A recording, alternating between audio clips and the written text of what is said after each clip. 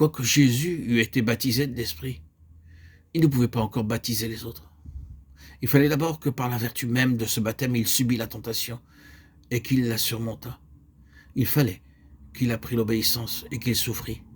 Il fallait aussi que par l'Esprit éternel, il s'offrit en sacrifice à Dieu. Et alors seulement, il devait recevoir de nouveau pour prix de son obéissance le Saint-Esprit qui avait été promis, acte 2:33, ainsi que le pouvoir de baptiser tous ceux qui lui appartiennent. L'exemple de Jésus nous montre ce qu'est le baptême de l'Esprit. Il ne s'agit pas là de la grâce divine qui nous appelle à nous donner à Dieu, à être régénérés et à chercher à vivre comme enfants de Dieu. Quand Jésus rappela à ses disciples ce que Jean avait prédit de lui, Luc 3:16, acte 1, 4, 5, ils avaient déjà reçu cette première grâce de Dieu. La promesse d'être baptisés du Saint-Esprit leur annonçait donc quelque chose de plus encore. C'était la présence même de leur Sauveur glorifié qu'ils devaient recevoir ainsi, lui-même leur envoyant du ciel la force de sa vie nouvelle. C'était donc un baptême de joie et de puissance qui les mettrait en communion avec Jésus sur le trône de sa gloire. Tout ce qu'ils devaient recevoir plus tard, sagesse, courage, sainteté, tout devait leur venir de cette source-là. Le Saint-Esprit devait être pour eux ce qu'il avait été pour Jésus depuis son baptême. Le lien de vie qui le rattachait au Père et à sa puissance. Par le Saint-Esprit, Jésus devait donc manifester sa présence en eux. Le Père et le Fils devaient demeurer en eux.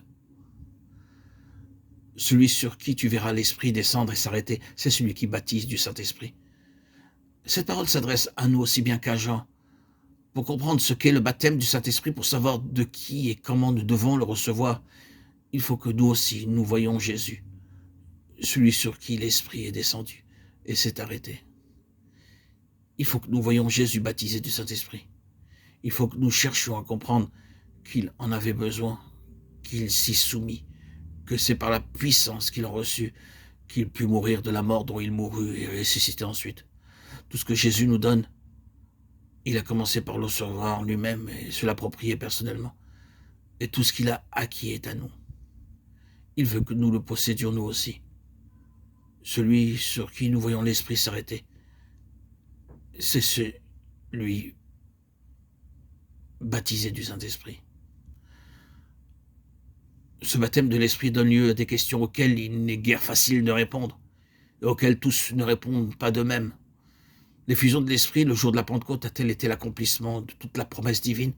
Est-ce là le seul baptême de l'Esprit qui a été accordé une fois pour toutes en faveur de l'Église naissante?